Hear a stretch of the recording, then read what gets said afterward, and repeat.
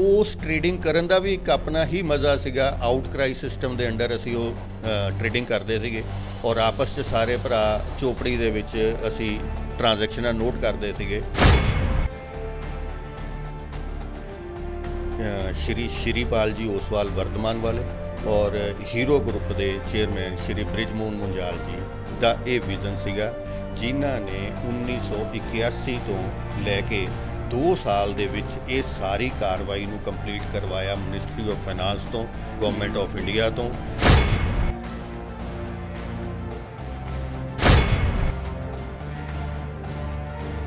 ये ना मैनूं कहा जरूर जाता सी, पर ये चीज़ है नहीं सीगी। ਜਿਹੜੇ भी बंदे इस चीज़ ਨੂੰ समझते ਸੀਗੇ उस टाइम ਤੇ भी और ਅੱਜ भी, वो कदे भी ਇਹਨੂੰ सट्टा बाजार नहीं कहणगे। मतलब पहले दिन ट्रेडिंग उत्ते पहला दिन 16 अगस्त 1983 ਨੂੰ ਉਹ ਵੀ ਓਪਨ 에ਅਰ ਦੇ ਵਿੱਚ ਇੱਕ ਮਤਲਬ ਜਿੱਦਾਂ ਆਪਾਂ ਕਹਿ ਦਈਏ ਕਿ ਵਿਹੜਾ ਬਾਲਕੋਨੀ ਸੀਗੀ ਰੂਮਸ ਦੇ ਬਾਹਰ, ਉਸ ਬਾਲਕੋਨੀ ਦੇ ਵਿੱਚ ਹੀ ਜ਼ਿਆਦਾ ਤੋਂ ਜ਼ਿਆਦਾ ਵੀ ਅਸੀਂ 16 ਜਾਂ 17 ਬੰਦੇ ਸੀਗੇ ਜਿਨ੍ਹਾਂ ਨੇ ਬਿਡਿੰਗ ਸ਼ੁਰੂ ਕੀਤੀ ਆਪਸ ਵਿੱਚ। कई कमियां सी जो हर्षद मेहते का टाइम से, उस टाइम बड़िया कमियां सी। फिजिकल डिलीवरी होंदी सी, फिजिकल डिलीवरी की होंदी सी और रात नूं प्रैसां ते छप जांदी सी। डुप्लीकेट फेक शेयर जिहड़ा मेन पंगा उस टाइम यही पिया सी कि जिहड़े फेक शेयर आ गए सी बाजार 'ਚ। ਉਹਦੇ 'ਚ ਕੀ ਸੀ, ਇਨਵੈਸਟਰ ਨੂੰ ਜਿਹੜੀ ਡਿਲੀਵਰੀ ਆ ਉਹਨੂੰ ਲੈਣੀ ਪੈਂਦੀ ਸੀ, ਜਦ ਕਿ ਉਹ ਬਾਜ਼ਾਰ 'ਚ ਦੁਬਾਰਾ ਵਿਕ ਨਹੀਂ ਸੀ ਸਕਦੀ। ਦੀ ਅਲਫਾਜ਼ ਯੂਜ਼ ਕੀਤਾ ਸੀ ਚੋਪੜੀ ਸਿਸਟਮ, ਤੇ ਚੋਪੜੀ ਸਿਸਟਮ ਤੋਂ ਕੰਪਿਊਟਰਾਈਜ਼ਡ ਕਦੋਂ ਹੋਇਆ? ਡੀਮੈਟ ਕਰੀਏ ਸ਼ੇਅਰਾਂ। ਡੀਮੈਟ ਦੇ ਵਿੱਚ ਉਹੀ ਸਿਸਟਮ ਹੈ ਜਿੱਦਾਂ ਆਪਣਾ ਪੈਸਾ ਚੈੱਕ ਦੇ ਥਰੂ ਬੈਂਕਾਂ ਦੇ ਵਿੱਚੋਂ ਆਉਂਦਾ ਜਾਂਦਾ ਹੈਗਾ, ਕਿਸੇ ਦੇ ਹੱਥ 'ਚ ਫਿਜ਼ੀਕਲ ਪੈਸਾ ਨਹੀਂ ਹੁੰਦਾ। ਉਹਦੇ ਨਾਲ ਕੀ ਹੋਇਆ ਕਿ ਇੱਕ ਤਾਂ ਡੁਪਲੀਕੇਟ ਸ਼ੇਅਰਾਂ ਦਾ ਕੰਮ ਹੀ ਖਤਮ, ਦੂਸਰੀ ਗੱਲ ਕਿਸੇ ਦੇ ਸ਼ੇਅਰ ਗੁੰਮ ਹੋਣ ਦਾ ਕਾਰਨ ਖਤਮ, तीसरी गल किसी को डिविडेंड नहीं सी मिलता। अल्टीमेटली वो सब के डिविडेंड अकाउंटां 'ਚ जाने शुरू हो गए। सुनन च आया दिल्ली कलकत्ता वर्गियां दी स्टॉक एक्सचेंज जिहड़ी रीजनल सी दिल्ली जदकि जिहड़ी पहली सीगी है वो बंद हो गई, पर लुधियाना अज भी चल रही है। कंट्री की डिवेलपमेंट लई कैपिटल मार्केट और बैंक इन्हां दा होना बहुत जरूरी है। जे नहीं होगे वर्ल्ड की कोई भी इकोनॉमी कभी भी ग्रो नहीं कर सकती।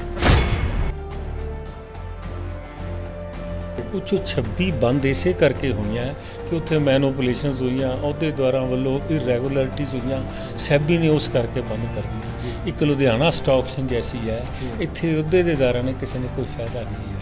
अच्छा, रीजनल स्टॉक एक्सचेंज का पहला चेयरमैन मैं LSE सिक्योरिटी का, इस ਨੂੰ ਲੈ ਕੇ ਆਉਣ ਵਾਲੇ ਅਸੀਂ ਸੀ। ਇਹ ਸਭ ਭਰਾਵਾਂ ਦੇ ਸਹਿਯੋਗ ਨਾਲ, ਔਰ ਉਸ ਟਾਈਮ ਤੇ ਪੈਸਾ ਨਹੀਂ ਸੀ ਸਟਾਕ ਐਕਸਚੇਂਜ ਕੋਲ, ਸਭ ਕੋਲੋਂ 2.5 ਲੱਖ ਰੁਪਏ ਲਿਆ ਸੀ। 2000 ਸਾਲ ਦੇ ਵਿੱਚ 2.5 ਲੱਖ ਰੁਪਈਆ 5 ਕਰੋੜ ਰੁਪਈਆ ਇਕੱਠਾ ਕੀਤਾ ਸੀ ਅਸੀਂ।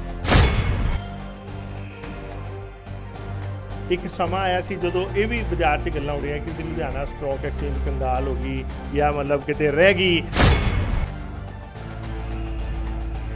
ਇਹੋ ਜਿਹੀਆਂ ਵੀ ਗੱਲਾਂ ਆਈਆਂ ਸੀ ਕਿ ਇੱਕ ਸਮਾਂ ਸੀਗਾ ਕਿ ਕਈ ਜਿਹੜੇ ਏਜੰਟ ਸੀਗੇ ਉਹਨਾਂ ਨੇ ਆਪਣੀ ਟਿਕਟ ਬਲੈਕ ਕਰਕੇ ਬੜੀ ਵੇਚੀ ਵੀ ਬੜੀ ਸੀਗੀ, 50 ਲੱਖ 20 ਕਰੋੜ ਰੁਪਏ 'ਚ ਵੀ ਵੇਚੀ।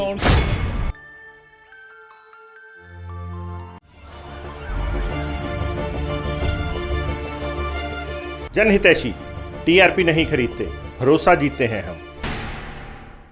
सत श्री अकाल, मैं संदीप शर्मा एक बार फिर तुहाडे नाल रूबरू हो रहा। दोस्तों इस टाइम तुसानू सामने दिख रहा है लुधियाना स्टॉक एक्सचेंज लिमिटेड दा बिल्डिंग दिख रही है। सो अज इस बिल्डिंग के सामने खड़े होकर बिल्डिंग दिखाने का एक खास मंतव्य है कि 16 अगस्त, जी हाँ 16 अगस्त 1983 ਦਾ ਉਹ ਦਿਨ ਸੀ ਜਦੋਂ ਲੁਧਿਆਣਾ ਦੇ ਵਿੱਚ ਸਟਾਕ ਐਕਸਚੇਂਜ ਦੀ ਜਿਹੜੀ ਹੈਗੀ ਹੈ ਨੀਂਵ ਰੱਖੀ ਗਈ ਸੀ, ਪ੍ਰੋਪਰ ਟ੍ਰੇਡਿੰਗ ਸ਼ੁਰੂ ਹੋਈ ਸੀ, ਪਹਿਲਾ ਦਿਨ ਸੀ। ਸੋ ਲਗਭਗ ਅੱਜ 40ਵਾਂ ਸਾਲ ਦੇ ਵਿੱਚ ਅਸੀਂ ਪਹੁੰਚ ਗਏ ਜਦੋਂ ਲੁਧਿਆਣਾ ਸਟਾਕ ਐਕਸਚੇਂਜ ਦੀ ਐਨਵਰਸਰੀ ਹੈਗੀ ਹੈ, ਇਹਨੂੰ ਇੱਦਾਂ ਵੀ ਕਹਿ ਸਕਦੇ ਹਾਂ। ਸੋ ਅੱਜ ਅਸੀਂ ਗੱਲਬਾਤ ਕਰਾਂਗੇ ਲੁਧਿਆਣਾ ਸਟਾਕ ਐਕਸਚੇਂਜ ਦੇ, ਜਿੱਥੇ ਸਾਡੇ ਵਿੱਚ 23ਵੇਂ ਜਿਹੜੇ ਪ੍ਰੈਜ਼ੀਡੈਂਟ ਹੈਗੇ ਹੈ ਸਾਡੇ ਨਾਲ TS ਥਾਪਰ ਜੀ ਹੈ, ਉੱਥੇ ਕੁਝ ਫਾਊਂਡਰ ਮੈਂਬਰ ਵੀ ਹੈਗੇ ਆ, ਪਰਿਵਾਰਾਂ 'ਚੋਂ ਹੈਗੇ ਆ, ਜਿਨ੍ਹਾਂ ਦੇ ਉਪਸਥਿਤੀ ਦੇ ਵਿੱਚ ਇਹ ਜਿਹੜੀ ਹੈ ਸਟਾਕ ਐਕਸਚੇਂਜ ਸ਼ੁਰੂ ਹੋਈ ਸੀ। ਸੋ ਜਾਣਦੇ ਹਾਂ ਕਿੱਦਾਂ ਸ਼ੁਰੂ ਹੋਈ ਸੀ। ਬਹੁਤ ਸਾਰੇ ਸਵਾਲ ਜਿਹੜੇ ਫਾਊਂਡਰ ਮੈਂਬਰਸ ਦੇ ਨਾਲ ਗੱਲ ਕਰਨ ਦੀ ਕੋਸ਼ਿਸ਼ ਕਰਾਂਗੇ ਕਿ ਕਿੱਦਾਂ ਸ਼ੁਰੂ ਹੋਈ ਸੀ, ਕਿਹਨੇ ਸ਼ੁਰੂ ਕੀਤਾ ਤੇ ਉਦੋਂ ਦਾ ਦੌਰ ਕੀ ਸੀ ਤੇ ਅੱਜ ਦਾ ਦੌਰ ਕੀ ਹੈ। ਸੋ ਗੱਲਬਾਤ ਕਰਦੇ ਹਾਂ। ਸਰ ਨਮਸਕਾਰ। ਨਮਸਕਾਰ ਜੀ। ਸਰ ਤੁਹਾਡਾ ਨਾਮ? ਮੇਰਾ ਨਾਮ ਪੰਕਜ ਕੁਮਾਰ ਹੈ ਜੀ। ਪੰਕਜ ਜੀ, ਸਾਨੂੰ ਪਤਾ ਲੱਗਿਆ ਕਿ ਤੁਸੀਂ ਉਹ ਫਾਊਂਡਰ ਮੈਂਬਰਾਂ 'ਚੋਂ ਹੈਗੇ ਹੋ ਸਟਾਕ ਐਕਸਚੇਂਜ ਦੇ ਜਿਨ੍ਹਾਂ ਨੇ ਪਹਿਲੇ ਦਿਨ ਦੀ ਟ੍ਰੇਡਿੰਗ ਦਾ ਲੁਫਤ ਚੱਕਿਆ ਸੀ। ਉਹ ਉਦੋਂ ਦਾ ਦਿਨ, ਉਦੋਂ ਤਾਂ ਨਾ ਫੈਸਿਲਿਟੀਆਂ ਹੁੰਦੀਆਂ ਸੀ, ਅਸੀਂ ਵੀ ਸੋਚ ਸਕਦੇ ਹਾਂ 1983 'ਚ, ਅਤੇ ਅੱਜ ਦੇ ਦਿਨ 'ਚ ਕਿੰਨਾ ਕੁ ਫਰਕ ਹੈ, ਕੀ ਚੀਜ਼ਾਂ ਯਾਦ ਆਉਂਦੀਆਂ, ਕੁਛ ਯਾਦਾਂ ਸਾਡੇ ਨਾਲ ਸਾਂਝੀਆਂ ਕਰੋ। ਭਾਈ ਸਾਹਿਬ, ਚੀਜ਼ਾਂ ਤਾਂ ਇਹਦੇ 'ਚ ਬਹੁਤ ਅੱਛੀਆਂ ਵੀ ਯਾਦ ਆਉਂਦੀਆਂ। ਉਹ ਜ਼ਮਾਨਾ ਵੀ ਬਹੁਤ ਅੱਛਾ ਸੀ, ਇਹ ਟਾਈਮ ਵੀ ਬਹੁਤ ਅੱਛਾ ਹੈਗਾ। ਉਸ ਟ੍ਰੇਡਿੰਗ ਕਰਨ ਦਾ ਵੀ ਇੱਕ ਆਪਣਾ ਹੀ ਮਜ਼ਾ ਸੀਗਾ। ਆਊਟਕ੍ਰਾਈ ਸਿਸਟਮ ਦੇ ਅੰਡਰ ਅਸੀਂ ਉਹ ਟ੍ਰੇਡਿੰਗ ਕਰਦੇ ਸੀਗੇ ਔਰ ਆਪਸ 'ਚ ਸਾਰੇ ਭਰਾ ਚੋਪੜੀ ਦੇ ਵਿੱਚ ਅਸੀਂ ਟ੍ਰਾਂਜੈਕਸ਼ਨਾਂ ਨੋਟ ਕਰਦੇ ਸੀਗੇ ਅਤੇ 15 ਦਿਨ ਦਾ ਸਾਡਾ ਸੈਟਲਮੈਂਟ ਪੀਰੀਅਡ ਹੁੰਦਾ ਸੀਗਾ। 15 ਦਿਨਾਂ ਬਾਅਦ ਅਸੀਂ ਉਹ ਸਾਰਾ ਆਪਸ ਦੇ ਵਿੱਚ ਲੈਣ ਦੇਣ ਵੀ ਕਰਦੇ ਸੀ ਸ਼ੇਅਰਾਂ ਦਾ। ਬਹੁਤ ਅੱਛਾ ਭਾਈਚਾਰਾ ਗਿਣਿਆ ਜਾਂਦਾ ਸੀਗਾ। ਅੱਜ ਵੀ ਹੈ, ਉਹ ਉਸ ਟਾਈਮ 'ਤੇ ਵੀ ਸੀਗਾ। ਇੱਕ ਟ੍ਰੇਡਿੰਗ ਹਾਲ ਦੇ ਵਿੱਚ ਅਸੀਂ ਸਾਰੇ ਭਰਾ ਇਕੱਠੇ ਹੋ ਕੇ ਉਹ ਟ੍ਰੇਡਿੰਗ ਕਰਦੇ ਸੀਗੇ। ਕਲਾਇੰਟਾਂ ਦੇ ਬਿਹਾਫ 'ਤੇ ਵੀ ਕਰਦੇ ਸੀ, ਆਪਣੇ ਬਿਹਾਫ 'ਤੇ ਵੀ ਕਰਦੇ ਸੀ। ਸਰ ਅਕਸਰ ਇਹ ਚੀਜ਼ ਹਰੇਕ ਨੂੰ ਪਤਾ ਹੈ ਜਾਂ ਕੋਈ ਲੁਕੀ ਨਹੀਂ ਹੈ ਕਿ ਹਰ ਚੀਜ਼ ਦੀ ਸ਼ੁਰੂਆਤ ਬੜੇ ਛੋਟੇ ਲੈਵਲ ਤੋਂ ਹੁੰਦੀ ਹੈ, ਫਿਰ ਹੌਲੀ ਹੌਲੀ ਉਹ ਕਾਰਵਾਂ ਵੱਧਦਾ। ਸੋ ਅਸੀਂ ਜਾਣਨਾ ਚਾਹਾਂਗੇ ਕਿ ਸਟਾਕ ਐਕਸਚੇਂਜ ਦੀ ਜਿਹੜੀ ਅੱਜ ਅਸੀਂ ਇਹ ਆਲੀਸ਼ਾਨ ਬਿਲਡਿੰਗ ਦੇਖ ਰਹੇ ਹਾਂ, ਕਿ ਇਹ ਸਭ ਕੁਝ ਇੱਥੇ ਹੀ ਸ਼ੁਰੂ ਹੋਇਆ ਸੀ ਜਾਂ ਕਿਤੇ ਹੋਰ ਹੋਇਆ ਸੀ, ਅਤੇ ਕੌਣ ਫਾਊਂਡਰ ਸੀਗੇ, ਕਿਹਨਾਂ ਦੇ ਵਿਜ਼ਨ ਸੀਗਾ ਕਿ ਅੱਜ ਇਹ ਸਟਾਕ ਐਕਸਚੇਂਜ ਲੁਧਿਆਣੇ 'ਚ ਹੈਗੀ ਹੈ। ਮੈਂ ਇਸ ਦੇ ਵਿੱਚ ਤੁਹਾਨੂੰ ਇਹ ਦੱਸਣਾ ਚਾਹਾਂਗਾ ਕਿ ਇਹ ਸਾਰੀ ਚੀਜ਼ ਦੇ ਪਿੱਛੇ ਲੁਧਿਆਣਾ ਦੇ ਦੋ ਬਹੁਤ ਬੜੇ ਇੰਡਸਟਰੀਅਲਿਸਟ ਦਾ ਵਿਜ਼ਨ ਸੀਗਾ, ਜਿਨ੍ਹਾਂ ਦੇ ਵਿੱਚ ਸ਼੍ਰੀਪਾਲ ਜੀ ਓਸਵਾਲ ਵਰਧਮਾਨ ਵਾਲੇ ਔਰ ਹੀਰੋ ਗਰੁੱਪ ਦੇ ਚੇਅਰਮੈਨ ਸ਼੍ਰੀ ਬ੍ਰਿਜਮੋਹਨ ਮੁੰਜਾਲ ਜੀ ਦਾ ਇਹ ਵਿਜ਼ਨ ਸੀਗਾ, ਜਿਨ੍ਹਾਂ ਨੇ 1981 ਤੋਂ ਲੈ ਕੇ 2 ਸਾਲ ਦੇ ਵਿੱਚ ਇਹ ਸਾਰੀ ਕਾਰਵਾਈ ਨੂੰ ਕੰਪਲੀਟ ਕਰਵਾਇਆ ਮਿਨਿਸਟਰੀ ਆਫ ਫਾਈਨਾਂਸ ਤੋਂ, ਗਵਰਨਮੈਂਟ ਆਫ ਇੰਡੀਆ ਤੋਂ। ਤਾਂ 1983 ਦੇ ਵਿੱਚ ਸਾਨੂੰ ਲਾਇਸੈਂਸ ਮਿਲਿਆ ਇੱਥੇ ਸਟਾਕ ਐਕਸਚੇਂਜ ਖੋਲ੍ਹਣ ਦਾ ਲੁਧਿਆਣੇ ਦੇ ਵਿੱਚ, ਜਿਹਨੂੰ ਮਾਨਚੈਸਟਰ ਆਫ ਇੰਡੀਆ ਵੀ ਕਿਹਾ ਜਾਂਦਾ ਸੀ ਔਰ ਅੱਜ ਵੀ ਹੈ। ਇਸ ਇੰਡਸਟਰੀਅਲ ਟਾਊਨ ਦੇ ਵਿੱਚ ਇਸ ਸਟਾਕ ਐਕਸਚੇਂਜ ਦਾ ਹੋਣਾ ਬਹੁਤ ਬਹੁਤ ਬਹੁਤ ਜ਼ਰੂਰੀ ਸੀ ਉਸ ਟਾਈਮ ਦੇ ਉੱਤੇ, ਤਾਂ ਕਿ ਕੈਪੀਟਲ ਰੇਜ਼ ਕਰਕੇ ਇੱਥੇ ਦੀ ਇੰਡਸਟਰੀ ਨੂੰ ਹੋਰ ਅੱਗੇ ਵਧਾਇਆ ਜਾ ਸਕੇ। ਸੋ ਤੁਹਾਡੇ ਕਹਿਣ ਦਾ ਮਤਲਬ ਹੈ ਜੇ ਆਮ ਜਨਤਾ ਦੇ ਵਿੱਚ ਅਸੀਂ ਗੱਲ ਕਰੀਏ ਤਾਂ ਸ਼ਾਇਦ ਸਟਾਕ ਐਕਸਚੇਂਜ ਤਾਂ ਉਹ ਮਾਰਕੀਟਡ ਨੇਮ ਹੈਗਾ, ਇਹਨੂੰ ਦੂਸਰੀ ਭਾਸ਼ਾ 'ਚ, ਆਮ ਸਧਾਰਨ ਭਾਸ਼ਾ 'ਚ ਸੱਟਾ ਬਾਜ਼ਾਰ ਵੀ ਕਿਹਾ ਜਾਂਦਾ ਸੀਗਾ। ਸੋ ਆਪਾਂ ਕਹਿੰਦੇ ਆਪਾਂ ਤਾਂ ਕਾਰੋਬਾਰੀ ਸ਼ਹਿਰ ਸੀਗੇ, ਮਾਨਚੈਸਟਰ ਦੀ ਸਾਡੀ ਪਹਿਚਾਣ ਸੀ, ਅਤੇ ਮਾਨਚੈਸਟਰ ਦੀ ਪਹਿਚਾਣ 'ਚ ਸੱਟਾ ਬਾਜ਼ਾਰ ਮਤਲਬ ਇਹ ਕਿੱਦਾਂ ਗੱਲਾਂ ਰਲੀਆਂ? ਇਹ ਜਿਹੜੀ ਇਹ ਮਿਸਕਨਸੈਪਸ਼ਨ ਸੀ, ਇਹ ਨਾਮ ਇਹਨੂੰ ਕਿਹਾ ਜ਼ਰੂਰ ਜਾਂਦਾ ਸੀ ਪਰ ਇਹ ਚੀਜ਼ ਹੈ ਨਹੀਂ ਸੀਗੀ। ਇਹ ਜਿਹੜੇ ਵੀ ਬੰਦੇ ਇਸ ਚੀਜ਼ ਨੂੰ ਸਮਝਦੇ ਸੀਗੇ ਉਸ ਟਾਈਮ 'ਤੇ ਵੀ ਔਰ ਅੱਜ ਵੀ, ਉਹ ਕਦੇ ਵੀ ਇਹਨੂੰ ਸੱਟਾ ਬਾਜ਼ਾਰ ਨਹੀਂ ਕਹਿਣਗੇ। ਇਹ ਕੈਪੀਟਲ ਰੇਜ਼ ਕਰਨ ਵਾਸਤੇ ਇੱਕ ਪਲੇਟਫਾਰਮ ਹੈ। ਜੇ ਇਹ ਚੀਜ਼ ਨਹੀਂ ਹੋਊਗੀ ਤਾਂ ਆਪਾਂ ਕਿਸੇ ਵੀ ਕੰਟਰੀ ਦੀ ਇੰਡਸਟਰੀ ਨੂੰ ਅੱਗੇ ਲਿਜਾ ਨਹੀਂ ਸਕਾਂਗੇ। ਕਿੰਨੇ ਕੁ ਪੈਸੇ ਆਪਾਂ ਬੈਂਕ ਤੋਂ ਲੈ ਲਾਂਗੇ, ਕਿੰਨਾ ਕੁ ਉਹਨੂੰ ਵਿਆਜ ਭਰ ਲਾਂਗੇ, ਵਿਆਜ ਭਰ ਕੇ ਆਪਾਂ ਉਸ ਕੰਮ ਨੂੰ ਉਸ ਹੱਦ ਤੱਕ ਨਹੀਂ ਲਿਜਾ ਸਕਦੇ, ਉਹ ਪ੍ਰੋਫਿਟ ਨਹੀਂ ਕੱਢ ਸਕਦੇ ਉਹਦੇ ਵਿੱਚੋਂ, ਜਦ ਤੱਕ ਕਿ ਉਹਦੇ ਵਿੱਚ ਸ਼ੇਅਰ ਕੈਪੀਟਲ ਨਾ ਹੋਵੇ, ਜਿਹੜੀ ਕਿ ਆਲਵੇਜ਼ ਇੰਟਰਸਟ ਫਰੀ ਹੁੰਦੀ। ਸੋ ਕੁੱਲ ਮਿਲਾ ਕੇ ਤੁਸੀਂ ਕਹਿੰਦੇ ਹੋ ਇੱਕ ਵਿਜ਼ਨ ਸੀਗਾ ਜਿਹੜਾ ਕਿ ਆਮ ਜਿਹੜੇ ਉਸ ਸਿਲੈਕਟਡ ਮਾਰਕੀਟ ਦੇ ਵਿਜ਼ਨਰੀ ਲੋਕਾਂ ਨੂੰ ਹੀ ਇਹ ਚੀਜ਼ ਦੀ ਸਮਝ ਹੋ ਸਕਦੀ। ਇਸ ਚੀਜ਼ ਦੀ ਸਮਝ ਉਸ ਜਿਹੜੀਆਂ ਲਿਮਟਿਡ ਕੰਪਨੀਆਂ ਇੱਥੇ ਦੋ ਸੀਗੀਆਂ, ਹੀਰੋ ਗਰੁੱਪ ਦੀ ਔਰ ਓਸਵਾਲ ਗਰੁੱਪ ਦੀ, ਉਹਨਾਂ ਬੰਦਿਆਂ ਨੇ ਹੀ ਆਪਣੇ ਵਿਜ਼ਨ ਨੂੰ ਇਸ ਕਰਕੇ ਅੱਗੇ ਲੈ ਕੇ ਆਂਦਾ ਕਿ ਇਹ ਜੇ ਇੱਥੇ ਨਹੀਂ ਹੋਏਗੀ ਤਾਂ ਆਪਾਂ ਕਿੱਦਾਂ ਕੈਪੀਟਲ ਰੇਜ਼ ਕਰਾਂਗੇ ਔਰ ਕਿੱਦਾਂ ਇਸ ਪੰਜਾਬ ਦੇ ਸ਼ਹਿਰ ਦੀ ਤਰੱਕੀ ਹੋਏਗੀ। ਇਹ ਉਹਨਾਂ ਦਾ ਹੀ ਵਿਜ਼ਨ ਸੀਗਾ ਕਿ ਇੱਥੇ ਇਹ ਮਾਰਕੀਟ ਨੂੰ ਲੈ ਕੇ ਆਂਦਾ ਜਾਵੇ, ਕੈਪੀਟਲ ਮਾਰਕੀਟ ਨੂੰ, ਔਰ ਅੱਗੇ ਆਉਣ ਵਾਲੇ ਟਾਈਮ ਦੇ ਵਿੱਚ ਇੱਥੇ ਹੋਰ ਲਿਮਟਿਡ ਕੰਪਨੀਆਂ ਬਣਨ, ਕੈਪੀਟਲ ਰੇਜ਼ ਹੋਵੇ ਔਰ ਹਿੰਦੁਸਤਾਨ ਦੇ ਨਾਲ ਨਾਲ ਇਸ ਮੁਲਕ ਦੀ, ਇਸ ਸਟੇਟ ਦੇ, ਸ਼ਹਿਰ ਦੀ, ਲੁਧਿਆਣੇ ਦੀ ਤਰੱਕੀ ਹੋਵੇ। ਸਰ ਪਹਿਲਾ ਆਫਿਸ ਕਿੱਥੇ ਖੋਲ੍ਹਿਆ ਗਿਆ ਅਤੇ ਕਿੰਨੇ ਐਕਟਿਵ ਟਰੇਡਰਾਂ ਦੇ ਨਾਲ ਉਹਨੂੰ ਸ਼ੁਰੂਆਤ ਕੀਤੀ ਗਈ, ਅਤੇ ਇਹ ਬਿਲਡਿੰਗ ਜਿੱਥੇ ਅੱਜ ਆਲੀਸ਼ਾਨ ਅਸੀਂ ਦੇਖਦੇ ਹਾਂ ਇਹ ਕਦੋਂ ਬਣੀ? ਹਾਂਜੀ, ਇਹ ਬਿਲਡਿੰਗ ਜਿਹੜੀ ਪਹਿਲਾਂ ਸੀਗੀ, ਇਹ ਇੰਪਰੂਵਮੈਂਟ ਟਰਸਟ ਦੀ ਬਿਲਡਿੰਗ ਲਾਜਪਤ ਰਾਏ ਮਾਰਕੀਟ ਘੰਟਾ ਘਰ ਦੇ ਕੋਲ, ਜਾਂ ਤੁਸੀਂ ਇਹ ਕਹਿ ਸਕਦੇ ਹੋ ਕਿ ਲੱਕੜ ਦੇ ਪੁਲ ਦੇ ਕੋਲ, ਜਾਂ ਸੁਸਾਇਟੀ ਸਿਲਮੇ ਦੀ ਐਡਜੋਇਨਿੰਗ ਵਾਲ ਦੇ ਨਾਲ, ਇਹ ਲੁਧਿਆਣਾ ਇੰਪਰੂਵਮੈਂਟ ਟਰਸਟ ਦੀ ਇੱਕ ਬਿਲਡਿੰਗ ਸੀਗੀ। ਉੱਥੇ ਟੋਟਲ ਸਿਰਫ 14 ਰੂਮ ਬਣੇ ਹੋਏ ਸੀਗੇ, ਆਫਿਸ ਸੀਗੇ, ਇੱਕ ਛੋਟਾ ਹਾਲ ਸੀਗਾ। ਅਸੀਂ ਉੱਥੋਂ ਆਪਣਾ ਸਭ ਨੇ ਕੈਰੀਅਰ ਸ਼ੁਰੂ ਕੀਤਾ ਜਾਂ ਉੱਥੋਂ ਕੰਮ ਸ਼ੁਰੂ ਕੀਤਾ, ਇਹ ਕਹਿ ਸਕਦੇ ਹੋ ਤੁਸੀਂ। ਮਤਲਬ ਪਹਿਲੇ ਦਿਨ ਟ੍ਰੇਡਿੰਗ ਉੱਥੇ ਪਹਿਲਾ ਦਿਨ 16 ਅਗਸਤ 1983 ਨੂੰ, ਉਹ ਵੀ ਓਪਨ 에ਅਰ ਦੇ ਵਿੱਚ, ਇੱਕ ਮਤਲਬ ਜਿੱਦਾਂ ਆਪਾਂ ਕਹਿ ਦਈਏ ਕਿ ਵਿਹੜਾ ਬਾਲਕੋਨੀ ਸੀਗੀ ਰੂਮਸ ਦੇ ਬਾਹਰ, ਉਸ ਬਾਲਕੋਨੀ ਦੇ ਵਿੱਚ ਹੀ ਜ਼ਿਆਦਾ ਤੋਂ ਜ਼ਿਆਦਾ ਵੀ ਅਸੀਂ 16 ਜਾਂ 17 ਬੰਦੇ ਸੀਗੇ ਜਿਨ੍ਹਾਂ ਨੇ ਬਿਡਿੰਗ ਸ਼ੁਰੂ ਕੀਤੀ ਆਪਸ ਦੇ ਵਿੱਚ। ਔਰ ਉਹਦੇ ਵਿੱਚ ਵੀ ਸਾਰਿਆਂ ਨਾਲੋਂ ਪਹਿਲਾਂ ਮੈਨੂੰ ਜਿੱਥੇ ਤੱਕ ਯਾਦ ਆ ਰਿਹਾ ਉਸ ਜ਼ਮਾਨੇ ਦੇ ਵਿੱਚ ਲੋਹੀਆ ਮਸ਼ੀਨ ਦਾ ਤੇ ਔਰਕੇ ਸਿਲਕ ਮਿਲ ਦੇ ਔਰ ਵਰਧਮਾਨ ਸਪਿਨਿੰਗ ਮਿਲ ਦੇ ਸ਼ੇਅਰ ਹੁੰਦੇ ਸੀਗੇ, ਮਹਾਵੀਰ ਸਪਿਨਿੰਗ ਮਿਲ ਦੇ ਸ਼ੇਅਰ ਹੁੰਦੇ ਸੀ, ਜਿਹੜੇ ਕਿ ਜਨਰਲੀ ਡੀਲ ਕੀਤੇ ਜਾਂਦੇ ਸੀਗੇ ਸਾਡੇ ਪਲੇਟਫਾਰਮ ਦੇ ਉੱਤੇ। ਉਸ ਤੋਂ ਬਾਅਦ ਕੰਮ ਐਸਾ ਚੱਲਣਾ ਸ਼ੁਰੂ ਹੋਇਆ 7-8 ਸਾਲ ਦੇ ਵਿੱਚ ਹੀ ਇਸ ਮੁਕਾਮ ਤੇ ਪਹੁੰਚ ਗਈਆਂ ਸਟਾਕ ਐਕਸਚੇਂਜੇ ਦੀਆਂ, ਕੈਪੀਟਲ ਮਾਰਕੀਟ ਹਿੰਦੁਸਤਾਨ ਦੀਆਂ, ਕਿ ਇਹਦਾ ਜਨ ਤੱਕ ਮਤਲਬ ਆਮ ਜਨਤਾ ਨੂੰ ਵੀ ਇਹਦਾ ਪਤਾ ਲੱਗਣ ਲੱਗ ਗਿਆ ਵੀ ਕੈਪੀਟਲ ਮਾਰਕੀਟ ਕੀ ਹੁੰਦੀ ਹੈ, ਸ਼ੇਅਰ ਬਾਜ਼ਾਰ ਕੀ ਹੁੰਦਾ, ਔਰ ਉੱਥੇ ਕਿੱਦਾਂ ਇੱਥੋਂ ਮਤਲਬ ਕੰਮ ਅੱਗੇ ਕੀਤਾ ਜਾ ਸਕਦਾ ਹੈ। ਬਿਲਕੁਲ ਠੀਕ ਹੈ ਜੀ। ਸੋ ਇਹ ਨਵੀਂ ਬਿਲਡਿੰਗ 'ਚ ਕਦੋਂ ਦੀ ਕਿੱਦਾਂ ਜ਼ਰੂਰਤ ਪਈ, ਕਦੋਂ ਇਹਦਾ ਨੀਂਹ ਪੱਥਰ ਰੱਖਿਆ ਗਿਆ ਜਾਂ ਕਦੋਂ ਇੱਥੇ ਸ਼ਿਫਟ ਕੀਤਾ? ਜਿੱਦਾਂ 6-7 ਸਾਲਾਂ ਦੇ ਵਿੱਚ ਪਬਲਿਕ ਲੁਧਿਆਣੇ ਦੀ, ਪੰਜਾਬ ਹਰਿਆਣਾ ਹਿਮਾਚਲ ਦੇ ਵਿੱਚ ਇੱਕੋ ਹੀ ਸਟਾਕ ਐਕਸਚੇਂਜ ਸੀ ਦਿੱਲੀ ਤੋਂ ਬਾਅਦ, ਉਹ ਲੁਧਿਆਣਾ ਸਟਾਕ ਐਕਸਚੇਂਜ ਸੀਗੀ। ਜਿੱਦਾਂ ਅਵੇਅਰਨੈਸ ਪਬਲਿਕ 'ਚ ਵੱਧਦੀ ਗਈ, ਕੰਮ ਵੱਧਦਾ ਗਿਆ, ਸਾਨੂੰ ਉਹ ਬਿਲਡਿੰਗ ਇੰਨੀ ਕੁ ਛੋਟੀ ਲੱਗਣ ਲੱਗ ਗਈ ਵੀ ਮਤਲਬ ਸਾਡੀਆਂ ਕਮੀਜ਼ਾਂ ਦੇ ਬਟਨ ਤੱਕ ਵੀ ਟੁੱਟ ਜਾਂਦੇ ਸੀ ਆਪਸ 'ਚ ਇੱਕ ਦੂਸਰੇ ਨੂੰ ਕ੍ਰਾਸ ਕਰਨ ਲੱਗੇ।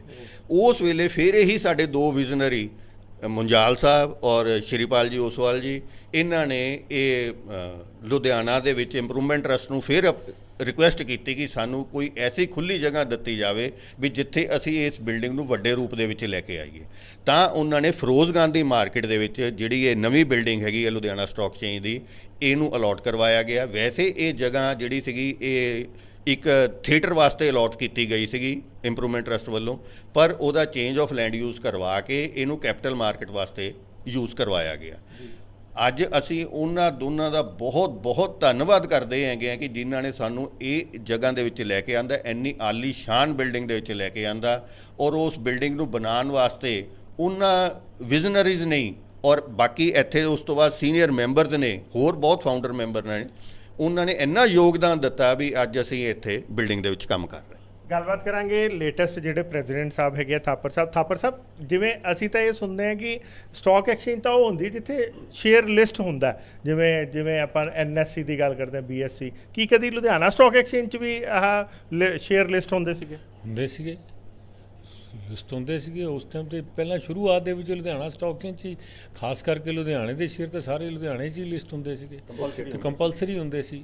ਸਾਨੂੰ ਫੀਸ ਦਿੰਦੇ ਸੀ ਲਿਸਟਿੰਗ ਦੀ, ਉਹ ਫੀਸਾਂ ਨਾਲ ਹੀ ਸਟਾਕ ਐਕਸਚੇਂਜ ਚੱਲਦੀ ਸੀਗੀ। ਓਕੇ, ਬਹੁਤ ਫੀਸ ਦਿੰਦੇ ਸੀ, ਮਤਲਬ ਇੱਕ। ਫਿਰ ਬੰਦ ਕਿਉਂ ਕਰਾ ਦਿੱਤੇ? ਬੰਦ ਫਿਰ ਸੈਬੀ ਦੀਆਂ ਗਾਈਡਲਾਈਨਾਂ ਸਾਰੀਆਂ ਜੀ ਉਹ ਜਦੋਂ ਫਾਲੋ ਹੋਣ ਲੱਗੇ, ਜਦੋਂ ਅਰਸ਼ਦ ਮਹਿਤੇ ਦਾ ਕਾਂਡ ਹੋਇਆ ਉਸ ਤੋਂ ਬਾਅਦ ਕਈ ਚੀਜ਼ਾਂ ਪ੍ਰੋਬਲਮ ਆ ਗਈ, ਹੋਰ ਆ ਗਈ, ਜਿਹੜੀਆਂ ਉਹ ਇੱਕ ਕਮੇਟੀ ਜੋ ਫਿਰ ਪੂਰੇ ਹਿੰਦੁਸਤਾਨ ਲੈਵਲ ਤੇ ਜੋ ਕਾਨੂੰਨ ਬਣ ਗਏ ਉਹਦੇ ਹਿਸਾਬ ਨਾਲ ਸਾਨੂੰ ਲੁਧਿਆਣਾ ਸਟਾਕ ਐਕਸਚੇਂਜ ਬੰਦ ਕਰਨੀ ਪਈ, LSE ਸਿਕਿਉਰਿਟੀ ਬਣਾਉਣੀ ਪਈ, ਉਹਦੇ ਅਲੱਗ ਰੂਲਸ ਐਂਡ ਰੈਗੂਲੇਸ਼ਨ ਸੀਗੇ, ਉਸ ਹਿਸਾਬ ਨਾਲ ਸਾਨੂੰ ਕਰਨਾ ਪਿਆ। ਸੋ ਤੁਹਾਡੇ ਕਹਿਣ ਦਾ ਮਤਲਬ ਹੈ ਕਿ ਪੂਰੇ ਇੰਡੀਆ ਲੈਵਲ ਤੇ ਇੱਕ ਆਰਗੇਨਾਈਜ਼ਡ ਸੈਕਟਰ ਕ੍ਰੀਏਟ ਕੀਤਾ ਗਿਆ। ਕਈ ਕਮੀਆਂ ਸੀ ਜਦੋਂ ਹਰਸ਼ਦ ਮਹਿਤੇ ਦਾ ਟਾਈਮ ਸੀ, ਉਸ ਟਾਈਮ ਬੜੀਆਂ ਕਮੀਆਂ ਸੀ। ਫਿਜ਼ੀਕਲ ਡਿਲੀਵਰੀ ਹੁੰਦੀ ਸੀ। ਫਿਜ਼ੀਕਲ ਡਿਲੀਵਰੀ ਕੀ ਹੁੰਦੀ ਸੀ, ਉਹ ਰਾਤ ਨੂੰ ਪ੍ਰੈਸਾਂ ਤੇ ਛਪ ਜਾਂਦੀ ਸੀ। ਡੁਪਲੀਕੇਟ ਫੇਕ ਸ਼ੇਅਰ, ਜਿਹੜਾ ਮੇਨ ਪੰਗਾ ਉਸ ਟਾਈਮ ਇਹੀ ਪਿਆ ਸੀ ਕਿ ਜਿਹੜੇ ਫੇਕ ਸ਼ੇਅਰ ਆ ਗਏ ਸੀ ਬਾਜ਼ਾਰ 'ਚ, ਤੁਸੀਂ ਸ਼ੇਅਰ ਖਰੀਦ ਲਿਆ, ਜਦੋਂ ਡਿਲੀਵਰੀ ਆਈ ਤੇ ਤੁਹਾਨੂੰ ਪਤਾ ਲੱਗਿਆ ਫੇਕ ਸ਼ੇਅਰ ਹੈ। ਫੇਕ ਸ਼ੇਅਰ ਕਿਹਨੂੰ ਕਹਿੰਦੇ ਸੀ? ਕਈ ਤਾਂ ਗਲਤ ਛਾਪੀ ਜਾਂਦੇ ਸੀ, ਕਈ ਜਿਹੜੇ ਟੈਂਟਿਡ ਬ੍ਰੋਕਰਸ ਦੇ ਸ਼ੇਅਰ ਸੀ ਜਿਨ੍ਹਾਂ ਨੂੰ ਸੈਬੀ ਨੇ ਉਸ ਵੇਲੇ ਬਾਰ ਕੀਤਾ ਸੀ, ਉਹਨਾਂ ਦੇ ਸ਼ੇਅਰ ਹੁੰਦੇ ਸੀ, ਉਹ ਫੇਕ ਹੋ ਜਾਂਦੇ ਸੀ। ਉਹਦੇ 'ਚ ਕੀ ਸੀ, ਇਨਵੈਸਟਰ ਨੂੰ ਜਿਹੜੀ ਡਿਲੀਵਰੀ ਆ ਉਹਨੂੰ ਲੈਣੀ ਪੈਂਦੀ ਸੀ, ਜਦ ਕਿ ਉਹ ਬਾਜ਼ਾਰ 'ਚ ਦੁਬਾਰਾ ਵਿਕ ਨਹੀਂ ਸੀ ਸਕਦੀ। ਇਸ ਕਰਕੇ ਉਹ ਸਾਰੀ ਗਾਈਡਲਾਈਨ ਨੂੰ ਲੈ ਕੇ ਫਿਰ ਸੈਬੀ ਕ੍ਰੀਏਟ ਕੀਤੀ ਗਈ ਉਸ ਟਾਈਮ ਤੇ। ਇਹ ਮੇਰੇ ਖਿਆਲ 92-93 'ਚ ਹੀ ਹੋਈ ਹੈ। ਫਿਰ ਫਾਈਨਾਂਸ ਮਿਨਿਸਟਰ ਨੇ ਸੈਬੀ ਉੱਪਰ ਚੈੱਕ ਨਿਕਲਣ ਲਈ ਰੈਗੂਲੇਟਰੀ ਬਣਾਤੀ ਕਿ ਤੁਸੀਂ ਹੁਣ ਇਹ ਚੀਜ਼ ਆਪਣੇ ਹੱਥ 'ਚ ਲਓ। ਉਹਨਾਂ ਨੇ ਐਸੇ ਰਿਫਾਰਮਸ ਕੀਤੇ।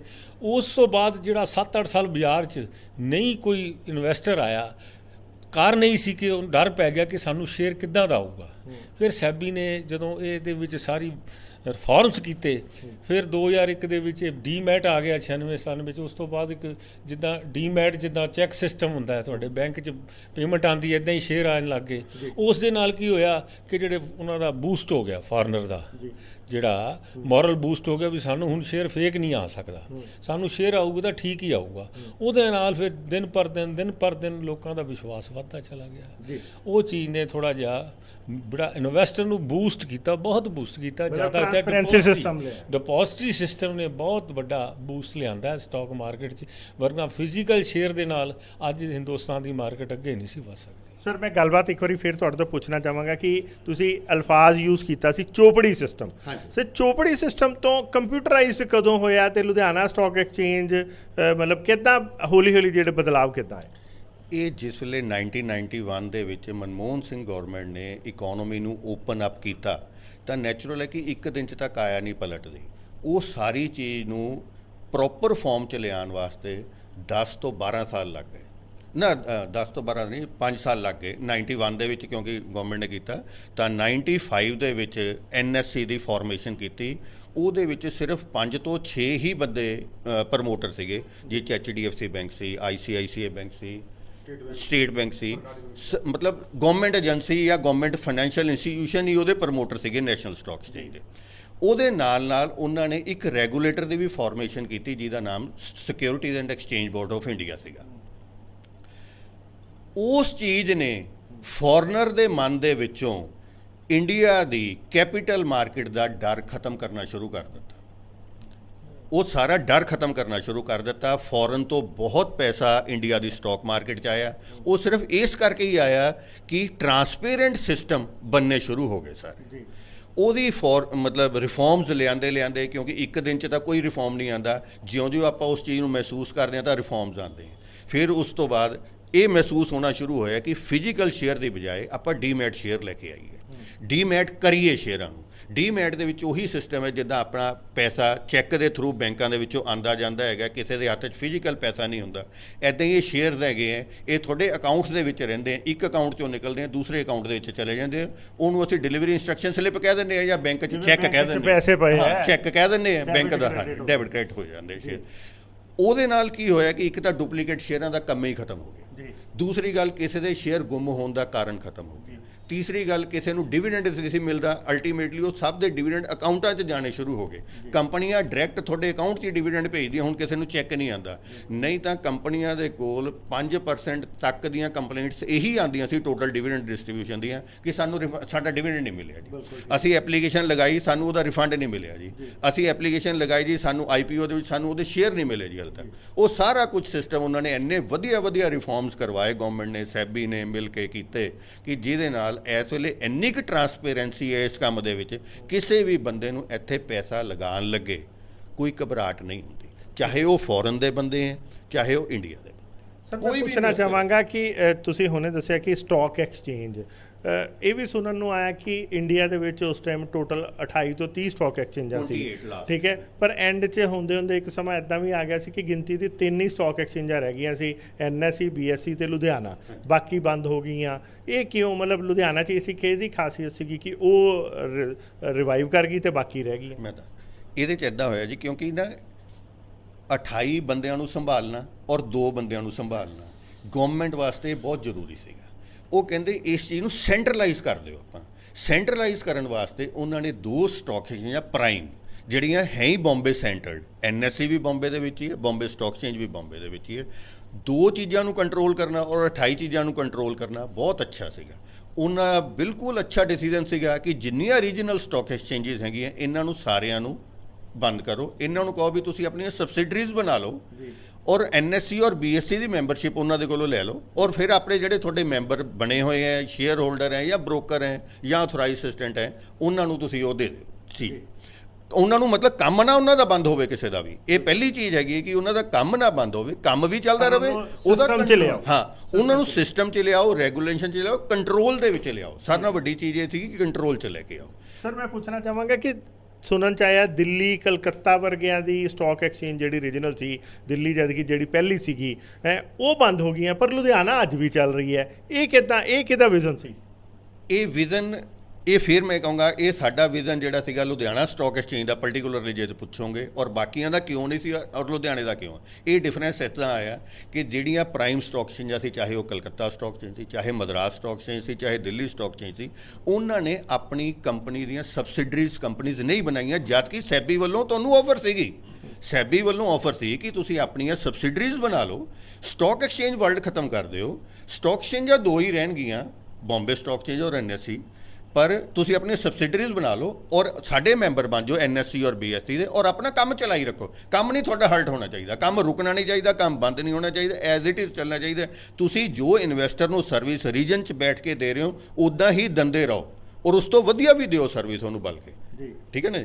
ਉਹ ਇਸ ਕਰਕੇ ਅਸੀਂ ਲੁਧਿਆਣਾ ਸਟਾਕ ਐਕਸਚੇਂਜ ਦੇ ਵਿੱਚ ਸਾਡੇ ਜਿਹੜੇ ਵਿਜ਼ਨਰੀ ਪ੍ਰੈਜ਼ੀਡੈਂਟ ਸੀਗੇ, ਵਾਈਸ ਪ੍ਰੈਜ਼ੀਡੈਂਟ ਸੀਗੇ, ਉਹਨਾਂ ਨੇ ਇਹ ਵਿਜ਼ਨ ਰੱਖਿਆ ਕਿ ਆਪਾਂ ਇਹਦੀ ਸਬਸਿਡਰੀ ਬਣਾਓ, ਇਮੀਡੀਏਟਲੀ ਬਣਾਓ ਔਰ ਇਹਦੀ ਮੈਂਬਰਸ਼ਿਪ ਨੈਸ਼ਨਲ ਸਟਾਕ ਐਕਸਚੇਂਜ ਦੇ ਵੀ ਔਰ ਬੰਬੇ ਸਟਾਕ ਐਕਸਚੇਂਜ ਦੇ ਵੀ ਲਓ, ਤਾਂ ਕਿ ਸਾਡੇ ਟੋਟਲ ਪੰਜਾਬ, ਹਰਿਆਣਾ, ਹਿਮਾਚਲ ਦਾ ਜਿੰਨਾ ਇਨਵੈਸਟਰ ਹੈ ਉਹਨੂੰ ਕਿਸੇ ਤਰੀਕੇ ਦੀ ਵੀ ਰੁਕਾਵਟ ਨਾ ਆਵੇ, ਉਹਦੀ ਇਨਵੈਸਟਮੈਂਟ ਦੇ, ਉਹਦੀ ਸੇਲ ਪਰਚੇਜ਼ 'ਚ ਸ਼ੇਅਰਾਂ ਦੀ ਕੋਈ ਰੁਕਾਵਟ ਨਾ ਆਵੇ ਕਿਸੇ ਕਿਸਮ। ਜਿਹੜੀਆਂ ਬਾਕੀ ਸਟਾਕ ਐਕਸਚੇਂਜਾਂ ਸੀਗੀਆਂ, ਉਹਨਾਂ ਦੇ ਜਿਹੜੇ ਪ੍ਰੋਮੀਨੈਂਟ ਬੰਦੇ ਸੀਗੇ, ਮੋਹਰਲੇ ਵਾਲੇ ਬੰਦੇ, ਉਹਨਾਂ ਨੇ ਆਪਣੀਆਂ ਟਿਕਟਾਂ ਲੈ ਲਈਆਂ, ਇੰਡੀਵਿਜੂਅਲ ਲੈ ਲਈਆਂ, ਇੰਸਟੀਟਿਊਸ਼ਨ ਨੂੰ ਇੱਕ ਸਾਈਡ ਤੇ ਰੱਖਤਾ। ਜਦਕਿ ਸਾਡੇ ਜਿਹੜੇ ਵਿਜ਼ਨਰੀ ਸੀਗੇ, ਜਿੱਦਾਂ ਥਾਪਰ ਸਾਹਿਬ ਨੇ, ਸਾਡੇ ਹੋਰ ਇਹਨਾਂ ਤੋਂ ਪ੍ਰੀਵੀਅਸ ਪ੍ਰੈਜ਼ੀਡੈਂਟ ਜਿੰਨੇ ਵੀ ਸੀਗੇ, ਵਿਸ਼ਵਾਨਾਥ ਧਿਰੀ ਜੀ ਸੀਗੇ, ਈਵਨ ਮੁੰਜਾਲ ਸਾਹਿਬ ਔਰ ਜਸਪਾਲ ਸਿੰਘ ਜੀ, ਸ਼੍ਰੀਪਾਲ ਓਸਵਾਲ ਜੀ, ਇਹਨਾਂ ਨੇ ਸਾਨੂੰ ਕਿਹਾ ਵੀ ਤੁਸੀਂ ਨਹੀਂ ਆਪਣੀ ਸਬਸਿਡਰੀ ਬਣਾਓ, ਇਸ ਰੀਜਨ ਦੇ ਇਨਵੈਸਟਰ ਨੂੰ ਨੁਕਸਾਨ ਨਹੀਂ ਹੋਣਾ ਚਾਹੀਦਾ, ਉਹਦੇ ਵਾਸਤੇ ਲਿਕੁਇਡਿਟੀ ਹਮੇਸ਼ਾ ਬਣੀ ਰਹਿਣੀ ਚਾਹੀਦੀ ਹੈ। ਇਹਦੇ ਵਿੱਚ ਕੀ ਹੋਇਆ ਕਿ ਇਹ ਸਰਵੱਤ ਦਾ ਭਲੇ ਵਾਲੀ ਗੱਲ ਹੋ ਗਈ। ਇਹਦੇ 'ਚ ਆਪਣਾ ਇਕੱਲੇ ਦਾ ਇੰਟਰਸਟ, ਸਵਾਰਥ ਨਹੀਂ ਦੇਖਿਆ ਗਿਆ, ਇਹਦੇ 'ਚ ਇਹ ਦੇਖਿਆ ਗਿਆ ਕਿ ਆਪਾਂ ਇਹ ਸਾਰੀ ਸਟੇਟ, ਤਿੰਨੋਂ ਸਟੇਟਾਂ ਦੇ ਇਨਵੈਸਟਰ ਨੂੰ ਬਚਾ ਕੇ ਨਾਲ ਲੈ ਕੇ ਚੱਲਣਾ, ਤਾਂ ਹੀ ਅਸੀਂ ਅੱਜ ਸਰਵਾਈਵ ਵੀ ਕਰ ਰਹੇ ਹਾਂ। ਸਰਵਾਈਵ ਉਹ ਵੀ ਕਰ ਰਹੇ ਹਾਂ, ਪਰ ਅਸੀਂ ਐਜ਼ ਏ ਇੰਸਟੀਟਿਊਸ਼ਨ ਬਹੁਤ ਅੱਛਾ ਸਰਵਾਈਵ ਕਰ ਰਹੇ ਹਾਂ। ਸਰ ਇੱਕ ਹੋਰ ਚੀਜ਼ ਪੁੱਛਣਾ ਚਾਹਾਂਗਾ, ਸ਼ਾਇਦ ਸੁਣ ਕੇ ਤੁਹਾਨੂੰ ਚੰਗਾ ਨਾ ਲੱਗੇ। ਸਟਾਕ ਮਾਰਕੀਟ ਨੂੰ ਜਿਵੇਂ ਮੈਂ ਪਹਿਲਾਂ ਵੀ ਕਿਹਾ ਸੱਟਾ ਬਾਜ਼ਾਰ ਕਿਹਾ ਜਾਂਦਾ, ਸੋ ਬਹੁਤ ਸਾਰੀ ਕੰਪਨੀਆਂ ਇਹੋ ਜਿਹੀ ਵੀ ਲੁਧਿਆਣੇ 'ਚ ਵੀ, ਅਸੀਂ ਨਾਮ ਨਹੀਂ ਲੈਂਦੇ ਚਲੋ, ਸੀਗੀਆਂ ਜਿਨ੍ਹਾਂ ਨੇ ਆਪਣਾ ਮਿਸਯੂਜ਼ ਵੀ ਕੀਤਾ, ਮਤਲਬ ਸਟਾਕ ਐਕਸਚੇਂਜ 'ਚ ਆਪਣੀ ਲਿਸਟ ਕਰਾਈ, ਪਬਲਿਕ ਮਨੀ ਲਿੱਤੀ ਔਰ ਫਿਰ ਇੱਧਰ ਉੱਧਰ ਹੋ ਗਈਆਂ। ਪਰ ਗਿਣਤੀ ਦੀ ਅੱਜ ਵੀ 2 ਕੰਪਨੀਆਂ ਹੀ ਰਿਲਾਇਬਲ ਸਾਨੂੰ ਨਜ਼ਰ ਆਉਂਦੀਆਂ, ਜਿਹੜੇ ਕਿ ਤੁਸੀਂ ਦੱਸਿਆ ਵਰਧਮਾਨ ਤੇ ਜਿਹੜੀ ਹੀਰੋ ਗਰੁੱਪ ਹੈਗਾ, ਉਹਨਾਂ ਦਾ ਅੱਜ ਵੀ ਰਿਲਾਇਬਲ ਹੈ, ਤੇ ਬਾਕੀ ਸਾਰੇ ਕਦੋਂ ਆਏ ਕਦੋਂ ਗਏ ਪਤਾ ਨਹੀਂ ਲੱਗਿਆ। ਇਹ ਮਿਸਯੂਜ਼ ਹੋਇਆ, ਇਹ ਜਨਤਾ ਨਾਲ ਚੀਟ ਨਹੀਂ ਹੋਇਆ? ਇਹ ਚੀਟ ਹੋਇਆ, ਔਰ ਇਹ ਆਪਾਂ ਇਹਨੂੰ ਇਹ ਨਹੀਂ ਕਹਿ ਸਕਦੇ ਵੀ ਇਹ ਗਲਤ ਹੋ ਗਿਆ, ਮਤਲਬ ਇਹ ਜ਼ਮਾਨਾ ਹੈਗਾ, ਇੱਦਾਂ ਆਪਾਂ ਕਹਿ ਸਕਦੇ ਹਾਂ। ਪਹਿਲਾਂ ਵੀ ਹੁੰਦਾ ਰਿਹਾ, ਅੱਜ ਤੋਂ 200 ਸਾਲ ਪਹਿਲਾਂ ਚੱਲ ਜਾਓ, ਇਹ 200 ਸਾਲ ਪਹਿਲਾਂ ਚੱਲ ਜਾਓ, ਐਸੀਆਂ ਚੀਜ਼ਾਂ ਹੁੰਦਾ ਵੀ। ਪਰ ਜੇ ਆਪਾਂ ਸੋਚੀਏ ਵੀ ਸਿਰਫ ਮਤਲਬ ਹਰ ਯੁੱਗ 'ਚ ਇਹ ਚੀਜ਼ਾਂ ਹੁੰਦੀਆਂ ਰਹਿੰਦੀਆਂ, ਅੱਛਾ ਔਰ ਬੁਰਾ ਹਰ ਯੁੱਗ 'ਚ ਹੀ ਹੁੰਦਾ ਰਹਿੰਦਾ। ਕਿ ਬਾਕੀ ਸ਼ਹਿਰਾਂ 'ਚ ਵੀ ਇਦਾਂ ਹੁੰਦਾ, ਬਾਕੀ ਸਟਾਕ ਐਕਸਚੇਂਜਾਂ 'ਚ ਵੀ ਇਦਾਂ ਹੋਇਆ ਸੀ? ਨਹੀਂ, ਇਹ ਆਲ ਓਵਰ ਇੰਡੀਆ ਹੀ ਇਦਾਂ ਹੁੰਦਾ, ਆਲ ਓਵਰ ਵਰਲਡ ਹੀ ਇਦਾਂ ਹੁੰਦਾ ਜੀ। ਇਹ ਨਾਟ ਓਨਲੀ ਇਨ ਲੁਧਿਆਣਾ ਜਾਂ ਪੰਜਾਬ ਜਾਂ ਇੰਡੀਆ ਦੀ ਗੱਲ ਨਹੀਂ ਹੈ, ਆਲ ਓਵਰ ਵਰਲਡ ਹੈ। ਤੁਸੀਂ ਅਮਰੀਕਾ ਚੱਲ ਜਾਓ, ਫਲਾਈ ਬਾਈ ਨਾਈਟ ਤੁਹਾਨੂੰ ਐਸੀਆਂ ਥਾਊਜ਼ੈਂਡਸ ਕੰਪਨੀ ਮਿਲ ਜਾਣਗੀਆਂ। Not only in India, USA ਜਿਹਨੂੰ ਆਪਾਂ ਹਾਈਲੀ ਡਿਵੈਲਪਡ ਕੰਟਰੀ ਕਹਿੰਦੇ ਆ, ਜਾਂ ਜੋ ਵੀ ਉਹਨੂੰ ਤੁਸੀਂ ਨਾਮ ਦਿੰਦੇ ਹੋ, ਐਨਰੌਨ ਦਾ ਸਕੈਮ ਦੇਖ ਲਓ ਕੀ ਹੈਗਾ, ਜਾਂ ਤੁਸੀਂ ਮਤਲਬ ਇਹ ਨਹੀਂ ਆਲਵੇਜ਼ ਲੈਮਨ ਬ੍ਰਦਰ 2008 ਦਾ ਤੁਸੀਂ ਦੇਖ ਲਓ ਕੀ ਹੈਗਾ, ਵਰਲਡ ਕੋਲੈਪਸ ਹੋ ਗਿਆ ਉਹਦੇ ਨਾਲ। ਇਸ ਕਰਕੇ ਜੇ ਇਹ ਕਹਿਣਾ ਕਿ ਇਹ ਸਿਰਫ ਚੰਦ ਕੰਪਨੀਆਂ ਕਰਕੇ, ਕਦੇ ਨਹੀਂ ਇਦਾਂ ਹੁੰਦਾ। ਆਪਾਂ ਨਾਮ ਲੈ ਰਹੇ ਹਾਂ ਸਿਰਫ 2 ਕੰਪਨੀਆਂ ਦਾ, ਕਿਆ ਨਾਹਰ ਗਰੁੱਪ ਹੈਗਾ, ਕਿਆ ਵਧੀਆ ਉਹਨਾਂ ਨੇ ਰਿਟਰਨ ਦਿੱਤੀ, ਜਾਂ ਕਿੰਨਾ ਵਧੀਆ ਕੰਮ ਕਰ ਰਹੇ ਆ ਉਹ ਲੁਧਿਆਣਾ ਦੇ ਵਿੱਚ, ਜਵਾਹਰ ਓਸਵਾਲ ਜੀ, ਅਭਿਸ਼ੇਕ ਇੰਡਸਟਰੀ ਤੁਸੀਂ ਲੈ ਲਓ, ਵਰਿੰਦਰ ਐਗਰੋ ਲੈ ਲਓ ਤੁਸੀਂ, ਟਰਾਈਡੈਂਟ ਲੈ ਲਓ ਤੁਸੀਂ, ਠੀਕ ਹੈ ਨਾ। ਬਹੁਤ ਕੰਪਨੀਆਂ ਐਸੀਆਂ ਨਾਮ ਭੁੱਲ ਸਕਦੇ ਆ ਇਸ ਟਾਈਮ ਵੀ, ਬਟ ਕਈ ਨਾਮ ਹੋਣਗੇ ਇੱਦਾਂ ਦੇ ਜਿਹੜੇ ਸਾਨੂੰ ਯਾਦ ਨਹੀਂ ਹੈ। ਕ੍ਰੈਮਿਕਾ ਹੈ ਜੀ, ਦੇਖੋ ਨਵੀਆਂ ਕੰਪਨੀਆਂ, ਕ੍ਰੈਮਿਕਾ ਆਈ, ਇੱਦਾਂ ਮਤਲਬ ਕੈਪੀਟਲ ਮਾਰਕੀਟ ਦੇ ਵਿੱਚ ਇਹ ਫੀਚਰ ਹੈ। ਇਹਦੇ ਵਿੱਚ ਕੁਝ ਕਦੀ ਵੀ ਵਰਲਡ ਦੇ ਵਿੱਚ ਜਿਹੜੀਆਂ ਅੱਜ ਵਰਲਡ ਦੀਆਂ ਟੌਪ 25 ਕੰਪਨੀਆਂ ਹੈ, ਉਹ ਅੱਜ ਤੋਂ 25 ਸਾਲ ਪਹਿਲਾਂ ਉਹ ਐਗਜ਼ਿਸਟੈਂਸ 'ਚ ਨਹੀਂ ਸੀ। ਇਹ ਇੱਕ ਸਾਈਕਲ ਹੈ, ਇਹ ਚੱਲਦਾ ਰਹਿੰਦਾ, ਔਰ ਇਹ ਪਹਿਲਾਂ ਵੀ ਚੱਲਦਾ ਰਿਹਾ, ਅੱਜ ਵੀ ਚੱਲੀ ਜਾਣਾ। ਲੈਮਨ ਬ੍ਰਦਰ ਦਾ ਸਕੈਮ ਹੋਇਆ। ਲੈਮਨ ਬ੍ਰਦਰਜ਼ ਵੇਲੇ ਜਿਹੜੀਆਂ ਵਰਲਡ ਦੀਆਂ ਟੌਪ ਰੇਟਿੰਗ ਏਜੰਸੀ ਸੀਗੀਆਂ, ਉਹਨਾਂ ਦੀ ਰੇਟਿੰਗਸ ਗਲਤ ਸੀਗੀਆਂ। ਮਤਲਬ ਕੈਪੀਟਲ ਮਾਰਕੀਟ ਦਾ ਇੱਕ ਕਰੈਕਟਰਿਸਟਿਕ ਹੈ, ਫੀਚਰ ਹੈ, ਅੱਛੀ ਬੁਰੀ ਚੀਜ਼ਾਂ ਚੱਲੀ ਜਾਣੀ ਹੈ, ਬਟ ਇਸ ਤੋਂ ਬਗੈਰ ਕਦੀ ਵੀ ਵਰਲਡ ਦੀ ਕੋਈ ਵੀ ਇਕੋਨਮੀ ਗਰੋ ਨਹੀਂ ਕਰ ਸਕਦੀ। This is the requirement. ਮਤਲਬ ਤੁਸੀਂ ਕਹਿ ਰਹੇ ਹੋ ਕਿ ਮਾੜੇ ਦੇ ਡਰ ਤੋਂ ਹੋਣ ਦੇ ਡਰ ਤੋਂ ਆਪਾਂ ਚੰਗੀ ਚੀਜ਼ਾਂ ਨਹੀਂ ਹੈ। ਬੈਂਕ ਹੈ ਜੀ, ਬੈਂਕਾਂ ਦੇ ਵਿੱਚ ਹੈ, ਬੈਂਕਾਂ 'ਚ ਬਲਕਿ ਲੋਨ ਲੈਂਦੇ ਆ, ਫਰੋਡ ਕਰ ਲੈਂਦੇ ਆ। ਕਿਆ ਅਸੀਂ ਬੈਂਕਾਂ ਨੂੰ ਬੰਦ ਕਰ ਦਈਏ?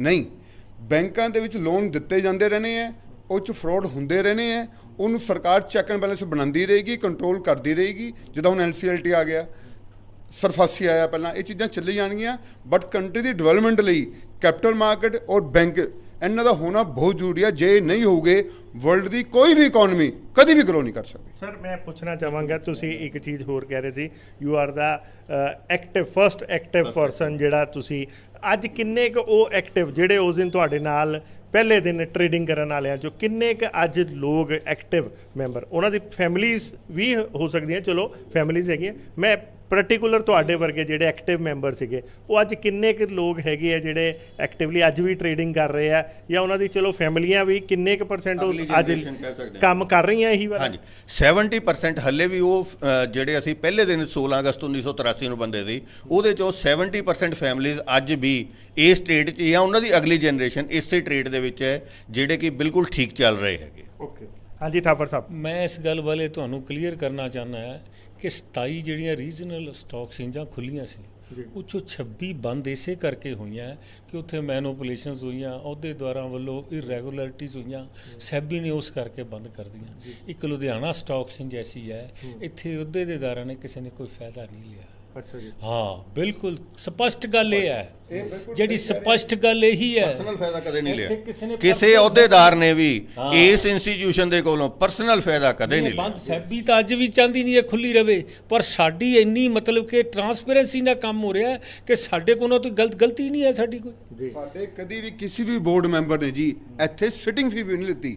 ਅੱਛਾ ਜੀ, free of Free of cost service ਦਿੰਦੇ ਆ, ਆਪਣੀ ਸਭ ਦੀਆਂ ਗੱਲਾਂ ਸੁਣਦੇ ਇਨਪੁਟ ਆ, ਇਨਪੁਟ ਸਭ ਦੀਆਂ ਦਿੰਦੇ ਗੱਲਾਂ ਸੁਣਦੇ ਵੀ ਹੈ ਜੀ। ਉਹ ਤਾਂ ਚਲੋ ਇੱਕ ਹਾਂ institution 'ਚ ਹੁੰਦਾ ਹੀ ਇੰਸਟੀਟਿਊਸ਼ਨ 'ਚ ਹੈ ਔਰ ਫ੍ਰੀ ਸਰਵਿਸ ਕਰ ਰਹੇ ਜੀ ਸਾਰੇ ਜਣੇ, ਕਰਕੇ ਕਿਸੇ ਨਾਲ ਕੋਈ ਪਰਸਨਲ ਬੈਨੀਫਿਟ ਨਹੀਂ ਲੈਂਦੇ। ਵੀ ਬੰਦ ਹੋਣ ਦਾ ਕਾਰਨ ਤੁਹਾਡੀ ਗੱਲ ਦਾ ਜਵਾਬ ਹੈ ਵੀ ਇਹ ਗਲਤ ਜਿਹੜੀਆਂ ਖੁੱਲ ਗਈਆਂ ਜਾਂ ਜੇ Short term benefit ਦੇਖੇ। short term ਤੁਹਾਡੀ ਕੰਪਨੀ ਨੂੰ ਬੈਨੀਫਿਟ ਅਸੀਂ ਦਿੱਤਾ, ਤੁਹਾਡੀ ਟਰਮੀਨੋਲੋਜੀ 'ਚ ਤੁਹਾਡੇ ਨਾਲ ਗੱਲ ਕਰਦੇ ਕਰਦੇ ਸਾਨੂੰ ਵੀ ਤੁਹਾਡੀ ਟਰਮੀਨੋਲੋਜੀ ਆ ਅਹੁਦੇਦਾਰਾਂ ਨੇ ਫਾਇਦੇ ਲੈ ਲਏ, ਕਿਸੇ ਸ਼ੇਅਰ ਦੀ ਮੈਨੂਪੂਲੇਸ਼ਨ ਕਰ ਲਈ, ਵਿੱਚ ਅਹੁਦੇਦਾਰ ਰਲ ਗਿਆ, ਜਦੋਂ ਸੈਬੀ ਨੂੰ ਪਤਾ ਲੱਗਿਆ ਉਹਨੇ ਬੰਦ ਕਰਤੀ। ਓਕੇ, ਉਹਨੇ ਕਿਹਾ ਵੀ ਇਹ ਤਾਂ ਲੁਧਿਆਣਾ ਪੂਰੇ ਸਟਾਕ ਐਕਸਚੇਂਜ ਦੇ ਕੋਈ ਐਸਾ ਕੰਮ ਨਹੀਂ ਮਤਲਬ ਹੋਇਆ। ਥਾਪਰ ਸਾਹਿਬ ਤੁਸੀਂ ਆਪਣੇ ਆਪ ਨੂੰ ਆਪ ਹੀ ਸਰਟੀਫਿਕੇਟ ਦੇਈ ਜਾਂਦੇ ਹੋ ਕਿ ਅਸੀਂ ਕਿਸੇ ਨੇ ਕੁਝ ਨਹੀਂ ਸਰਟੀਫਿਕੇਟ ਥਾਪਰ ਸਾਹਿਬ ਸਰਟੀਫਿਕੇਟ ਨਹੀਂ ਦੇ ਰਹੇ ਸਰ, ਅਸੀਂ ਮੈਂਬਰ ਹਾਂ, ਅਸੀਂ ਸਰਟੀਫਿਕੇਟ ਦੇ ਰਹੇ ਹਾਂ ਇਹਨਾਂ ਨੂੰ, ਅਸੀਂ ਥਾਪਰ ਸਾਹਿਬ ਨੂੰ ਸਰਟੀਫਿਕੇਟ ਦੇ ਰਹੇ ਹਾਂ। ਸਰਟੀਫਿਕੇਟ ਦੇ ਰਹੇ ਹਾਂ, ਇਹਨਾਂ ਨੇ ਕੋਈ ਐਦਾਂ ਇਹਨਾਂ ਨੇ ਇਸ ਤੋਂ ਪਹਿਲੇ ਵੀ ਜਿੰਨੇ ਵੀ ਪ੍ਰੈਜ਼ੀਡੈਂਟ ਸੀ ਕਿਸੇ ਨੇ ਵੀ ਪਰਸਨਲ ਬੈਨੀਫਿਟ ਨਹੀਂ ਲਿਆ। ਇਸ ਰੀਜਨਲ ਸਟਾਕਸ ਦਾ ਪਹਿਲਾ ਚੇਅਰਮੈਨ ਮੈਂ LSE ਸਿਕਿਉਰਿਟੀ ਦਾ, ਇੱਥੇ ਨੂੰ ਲੈ ਕੇ ਆਉਣ ਵਾਲੇ ਅਸੀਂ ਸੀ, ਇਹ ਸਭ ਭਰਾਵਾਂ ਦੇ ਸਹਿਯੋਗ ਨਾਲ। ਓਕੇ ਜੀ, ਔਰ ਉਸ ਟਾਈਮ ਤੇ ਪੈਸਾ ਨਹੀਂ ਸੀ ਸਟਾਕ ਐਕਸਚੇਂਜ ਕੋਲ, ਸਭ ਕੋਲੋਂ 2.5 ਲੱਖ ਰੁਪਏ ਲਿਆ ਸੀ। 2000 ਸਾਲ ਦੇ ਵਿੱਚ 2.5 ਲੱਖ ਰੁਪਈਆ 5 ਕਰੋੜ ਰੁਪਈਆ ਇਕੱਠਾ ਕੀਤਾ ਸੀ ਅਸੀਂ ਅੱਛਾ। ਉਸ ਟਾਈਮ ਤੇ 5 ਕਰੋੜ ਅੱਜ ਦੇ ਸਾਲੇ 200 ਕਰੋੜ ਦਾ ਮੁਤਾਬਕ ਹੋਊਗਾ। ਇੱਕ ਵਾਰੀ ਐਦਾਂ ਦੀ ਵੀ ਗੱਲ ਆਈ ਸੀ, ਅੱਜ ਪੁੱਛਣ ਤੇ ਆਏ ਆ ਤੁਹਾਡੀ ਗੱਲਾਂ ਤੋਂ, ਇੱਕ ਸਮਾਂ ਆਇਆ ਸੀ ਜਦੋਂ ਇਹ ਵੀ ਬਾਜ਼ਾਰ 'ਚ ਗੱਲਾਂ ਉੜੀਆਂ ਕਿ ਲੁਧਿਆਣਾ ਸਟਾਕ ਐਕਸਚੇਂਜ ਕੰਗਾਲ ਹੋ ਗਈ ਜਾਂ ਮਤਲਬ ਕਿਤੇ ਰਹਿ ਗਈ, ਕੁਝ ਐਦਾਂ ਦੀ ਗੱਲਾਂ ਹੋਈਆਂ ਸੀ। ਉਹ ਕੀ ਜਦੋਂ ਐਪੀਸੋਡ? ਆਊਟ ਕਰਾਈ ਸਿਸਟਮ ਖਤਮ ਹੋ ਗਿਆ, ਜੀ। ਉਸ ਤੋਂ ਜਦੋਂ ਆਊਟ ਕਰਾਈ ਸਿਸਟਮ ਖਤਮ ਹੋ ਗਿਆ, ਸਾਡੇ ਕੋਲ ਨੈਸ਼ਨਲ ਸਟਾਕ ਐਕਸਚੇਂਜ ਦੀ ਟਿਕਟ ਨਹੀਂ ਸੀ, ਕੰਮ ਕਿੱਥੇ ਕਰਦੇ? ਜਦ ਸਾਡੇ ਕੋਲ ਜਿੱਦਾਂ ਕਹਿੰਦੇ ਆ ਕਹਿੰਦੇ ਸੀ ਬਿਲਡਿੰਗ ਵੀ ਵੇਚਣ ਤੇ ਲੱਗ ਗਈ ਸੀ। ਬਿਲਡਿੰਗ ਕੋਈ ਵੇਚਣ ਤੇ ਨਹੀਂ ਲੱਗੀ, ਸਾਡੀ ਕਮਾਈ ਘਟ ਗਈ ਸੀ, ਅੱਛਾ, ਕਿਉਂਕਿ ਤਾਂ ਹੀ ਸਾਨੂੰ stock exchange national stock exchange ਵੱਲ ਜਾਣਾ ਪਿਆ, ਕਿਉਂਕਿ ਲੁਧਿਆਣੇ ਦੇ ਸ਼ੇਅਰ ਕਿੰਨੇ ਕੁ 'ਚ ਅਸੀਂ ਕੰਮ ਕਰ ਲੈਂਦੇ। ਅੱਜ ਥਾਪਰ ਸਾਹਿਬ ਤੁਸੀਂ 23ਵੇਂ ਪ੍ਰੈਜ਼ੀਡੈਂਟ ਹੈਗੇ ਹੋ, ਕਿੰਨੇ ਕੁ ਸਟਾਕ ਬ੍ਰੋਕਰ ਹੁਣ ਪਰਿਵਾਰ ਜਿਹੜਾ ਕਿੰਨਾ ਵੱਡਾ ਹੋ ਚੁੱਕਾ? ਜਿੱਦਾਂ ਭਾਜੀ ਨੇ ਦੱਸਿਆ ਕਿ ਪਹਿਲੇ ਦਿਨ 14 ਤੋਂ 16 ਬੰਦੇ ਸੀ, ਅੱਜ 2022 ਦੇ ਵਿੱਚ ਉਹ ਪਰਿਵਾਰ ਕਿੰਨਾ ਵੱਡਾ ਹੋ ਚੁੱਕਾ? ਕਿੰਨੇ ਕੁ ਬ੍ਰੋਕਰ ਤੁਹਾਡੇ ਨਾਲ ਕੰਮ ਕਰ ਬ੍ਰੋਕਰਾਂ ਦੇ ਅੱਗੇ ਸਭ ਬ੍ਰੋਕਰ ਬਹੁਤ ਅਣਗਿਣਤ ਹੈ, ਓਕੇ, ਤੁਸੀਂ ਗਿਣਤੀ ਨਹੀਂ ਅਸੀਂ ਲਾ ਸਕਦੇ, ਅੱਛਾ ਜੀ, ਕਿਉਂਕਿ ਅੱਗੇ ਬ੍ਰੋਕਰ ਦੇ ਸਭ ਬ੍ਰੋਕਰ ਉਹਦੇ ਜਿਹੜੇ ਲਿਸਟਡ ਬ੍ਰੋਕਰ ਹੀ ਆ। ਲਿਸਟਡ ਬ੍ਰੋਕਰ ਤਾਂ ਮੇਰੇ ਹਿਸਾਬ ਨਾਲ ਜਿਹੜੇ LSE ਸਿਕਿਉਰਿਟੀ 'ਚ ਹੈ ਉਹ ਮੇਰੇ ਹਿਸਾਬ ਨਾਲ 200 ਦੇ ਨੇੜੇ ਤੇੜੇ ਹੈ। ਓਕੇ, ਬਾਕੀ ਮੈਂਬਰ 300 ਹੈਗਾ, ਅੱਛਾ। ਜਿਨ੍ਹਾਂ ਕੋਲ ਸਿਰਫ ਲੁਧਿਆਣਾ ਸਟਾਕ ਐਕਸਚੇਂਜ ਦੇ ਸ਼ੇਅਰ ਹੋਣਗੇ। ਅੱਜ ਵੀ ਟਿਕਟ ਜੇ ਕਿਸੇ ਨੇ ਲੈਣੀ ਹੁੰਦੀ ਹੈ ਤੇ ਉਹ ਮਿਲਦੀ ਹੈ ਟਿਕਟ? ਮਿਲ ਜਾਂਦੀ ਹੈ ਜੀ, ਉਹ ਮੇਰੇ ਕਾਸਟ 10 ਕੁ ਲੱਖ ਰੁਪਏ ਦੇ ਕਾਸਟ ਨਾਲ ਮਿਲ ਜਾਂਦੀ ਹੈ, ਕੋਈ ਜ਼ਿਆਦਾ ਮਹਿੰਗੀ ਨਹੀਂ ਹੈ। ਪਰ ਇਹੋ ਜਿਹੀਆਂ ਵੀ ਗੱਲਾਂ ਆਈਆਂ ਸੀ ਕਿ ਇੱਕ ਸਮਾਂ ਸੀਗਾ ਕਿ ਕਈ ਜਿਹੜੇ ਏਜੰਟ ਸੀਗੇ ਉਹਨਾਂ ਨੇ ਆਪਣੀ ਟਿਕਟ ਬਲੈਕ ਕਰਕੇ ਬੜੀ ਵੇਚੀ ਵੀ ਬੜੀ ਸੀਗੀ, 50 ਲੱਖ 20 ਕਰੋੜ ਰੁਪਏ 'ਚ ਵੀ ਤਾਂ ਵੇਚੀ। ਹੁਣ ਜੇ ਕੋਈ ਸਿਨੇਮਾ ਦੇਖਣ ਜਾਂਦਾ ਜੀ, ਹੁਣ ਖਿੜਕੀ 'ਚ ਨਹੀਂ ਮਿਲਦੀ ਤੇ ਉਹ ਬਾਹਰੋਂ ਲੈ ਲਵੇ, ਕੋਈ ਸਿਨੇਮੇ ਵਾਲੇ ਦਾ ਕੀ ਕਸੂਰ ਹੈ ਦੱਸੋ? ਜੀ, ਉਹਨੇ ਤਾਂ ਪਿਕਚਰ ਚਲਾਣੀ ਆ, ਉਹਨੇ ਤਾਂ ਟਿਕਟ ਦੇਖ ਕੇ ਅੰਦਰ ਵਾੜ ਦੇਣਾ। ਅਸੀਂ ਆਪਣੇ ਨਾਰਮਸ ਦੇਖਦੇ ਹਾਂ, ਇਸ ਬੰਦੇ ਨੇ ਜਿਹੜੀ ਇਹਦੇ ਕੋਲ ਮੈਂਬਰਸ਼ਿਪ ਹੈਗੀ ਹੈ, ਆ ਇਹਦੀ ਕੁਆਲੀਫਿਕੇਸ਼ਨ ਹੈ, ਆ ਇਹਨੇ ਸਾਡਾ ਘਰ ਸਾਡਾ ਆ ਮਾਰਜਨ ਸਿਸਟਮ ਸਾਡਾ ਪੂਰਾ ਕਰਤਾ, ਅਸੀਂ ਕੀ ਲੈਣਾ? ਇਹਨੂੰ ਸਰ ਇਹਨੂੰ ਬਲੈਕ ਚ ਲਫ਼ਜ਼ ਨਹੀਂ ਯੂਜ਼ ਕਰਾਂਗੇ। ਜਿਹਦਾ ਕਿ ਸ਼ੇਅਰ ਲਿੱਤਾ ਮੈਨੂੰ ਕੰਪਨੀ ਦਾ ਸ਼ੇਅਰ ਲੋਟ ਹੋਇਆ 10 ਰੁਪਏ ਚ, ਉਹ ਵਿਕਣ ਲੱਗ ਪਿਆ 2000 ਰੁਪਏ ਚ, ਤਾਂ ਸਰ ਮੈਂ 10 ਰੁਪਏ ਚ ਵੇਚੂੰਗਾ। ਜੇ ਮੇਰਾ ਸ਼ੇਅਰ 2000 ਚ ਵਿਕਦਾ 2000 ਵਿਕੂੰਗਾ। It is a legal system. ਜਿਹੜੀ ਸਟਾਕ ਐਕਸਚੇਂਜ ਟਿਕਟ ਹੈ, ਇਹਦੇ ਟ੍ਰੇਡਿੰਗ ਰਾਈਟ ਸੀਗੇ, ਮੈਂਬਰਸ਼ਿਪ ਹੈ, ਉਹ ਵਿਕਦੀ ਹੈ। That is not black. You can't, ਫਿਰ ਤਾਂ ਆਪਾਂ ਕਿਸੇ ਵੀ ਚੀਜ਼ ਨੂੰ ਬਲੈਕ ਕਵਾਂਗੇ। No, it was not black at all. ਮੈਂ ਨਹੀਂ ਕਹਿ ਰਿਹਾ, ਇਦਾਂ ਦੀਆਂ ਗੱਲਾਂ ਇੱਕ ਵਾਰੀ ਉੜੀਆਂ ਸੀ, ਮੈਂ ਤਾਂ ਕਲੈਰੀਫਿਕੇਸ਼ਨ। ਉਹਨੂੰ ਬਲੈਕ ਨਹੀਂ ਕਹਿੰਦੇ ਜੀ, ਉਹਨੂੰ ਪ੍ਰੀਮੀਅਮ ਕਹਿੰਦੇ ਆ। ਸਰ ਅਸੀਂ ਤੁਹਾਡੀ ਟਰਮੀਨੋਲੋਜੀ ਤੇ ਸਾਡੀ ਟਰਮੀਨੋਲੋਜੀ ਜਿਹੜਾ ਸ਼ਬਦ ਹੈ ਨਾ ਜੀ, ਜਿਹੜਾ ਬਲੈਕ ਸ਼ਬਦ ਹੈ, ਉਹ ਗੰਦਾ ਸੱਟੇ ਬਾਜ਼ਾਰੀ ਵੀ ਗੰਦਾ ਲੱਗਦਾ, ਪਰ ਤੁਸੀਂ ਉਹਨੂੰ ਸਟਾਕ ਮਾਰਕੀਟ ਕਹਿੰਦੇ ਹੋ। ਅਸੀਂ ਨਹੀਂ ਕਹਿੰਦੇ ਸਾਰੇ। ਇਹਦਾ ਪ੍ਰੀਮੀਅਮ ਹੈ ਸਰ, ਹਰ ਇੱਕ ਚੀਜ਼ ਦਾ। ਕਿਸੇ ਵੀ ਵਰਲਡ ਵਿੱਚ ਚਲੇ ਜਾਓ ਤੁਸੀਂ ਕਿੱਥੇ ਪੁੱਛ ਲਓ, ਅਸੀਂ ਤੁਹਾਡੇ ਨਾਲ ਰਵਾਂਗੇ। ਸਾਡੀ ਟਰਮੀਨੋਲੋਜੀ ਵੀ ਹੌਲੀ ਹੌਲੀ ਦਰੁਸਤ ਹੋ ਜਾਏਗੀ। ਹਜੇ ਅਸੀਂ ਨਾਰਮਲ ਬਾਜ਼ਾਰ ਦੀ ਗੱਲਾਂ ਕਰਦੇ ਹਾਂ, ਸਾਡੀ ਟਰਮੀਨੋਲੋਜੀ ਉਦਾਂ ਦੀ ਹੈ। ਮੈਂ ਤਾਂ ਹੀ ਤੁਹਾਨੂੰ ਦੱਸਣਾ ਚਾਹ ਰਿਹਾ ਨਾ ਸਰ, ਅਸੀਂ ਵੀ ਜੋ ਸਾਡੀ ਟਰਮੀਨੋਲੋਜੀ ਅਸੀਂ ਉਦਾਂ ਹੀ ਦੱਸਾਂਗੇ ਨਾ ਜੀ। ਉਹਨੂੰ ਅਸੀਂ ਬਲੈਕ ਨਹੀਂ ਕਵਾਂਗੇ, ਅਸੀਂ ਉਹਨੂੰ ਕਹਾਂਗੇ ਪ੍ਰੀਮੀਅਮ ਤੇ। ਹੁਣ ਇੱਕ ਕੰਪਨੀ ਦਾ ਸ਼ੇਅਰ ਹੈ, ਮਤਲਬ ਵਿਪਰੋ ਦੇ ਸ਼ੇਅਰ 'ਚ ਇੱਕ ਬੰਦੇ ਨੇ 10 ਰੁਪਏ ਲਗਾਏ ਸੀ, ਉਹਦੀ ਵੈਲਿਊ ਹੁਣ 1 ਕਰੋੜ ਰੁਪਈ ਹੈ, ਤਾਂ ਅਸੀਂ ਇਹ ਕਵਾਂਗੇ ਉਹ 99,90,000 ਬਲੈਕ 'ਚ ਵੇਚਦਾ ਪਿਆ? ਨਹੀਂ, ਉਹਦੀ ਹੁਣ ਤੁਸੀਂ ਤਾਂ ਝੁੰਝੁਨ ਵਾਲਿਆਂ ਨੂੰ ਵੀ ਕਹਿ ਦੂੰਗਾ ਵੀ ਉਹਨੇ ਬਲੈਕ 'ਚ ਵੇਚਦਾ ਪਿਆ। ਸਰ ਝੁੰਝੁਨ ਵਾਲਾ ਵਾਜ ਇੰਟੈਲੀਜੈਂਟ ਇਨਵੈਸਟਰ, ਜਿਹਨੇ ਟਾਈਟਨ 3 ਰੁਪਏ 'ਚ ਆਇਡੈਂਟੀਫਾਈ ਕੀਤਾ, ਉਹਦਾ ਸ਼ੇਅਰ ਦਾ ਭਾਅ 3000 ਰੁਪਏ ਹੈ। It is not black, it is his intelligence that he invested at ₹3 forecast. You should say that he was a visionary person, not ਉਹ ਬਲੈਕ ਚ ਮਾਲ ਵੇਚ ਰਿਹਾ। Thank you sir, thank you. So Thapar sahib, ਹੁਣ ਮੌਜੂਦਾ ਤੁਸੀਂ ਅੱਜ ਪ੍ਰੈਜ਼ੀਡੈਂਟ ਹੈਗੇ ਹੋ, 23ਵੇਂ ਪ੍ਰੈਜ਼ੀਡੈਂਟ ਹੋ, ਔਰ ਲਗਭਗ 40ਵੀਂ ਵਰਸ਼ਗਾਂਠ ਮਨਾਉਣ ਦਾ ਮੌਕਾ ਤੁਹਾਨੂੰ ਮਿਲੇਗਾ।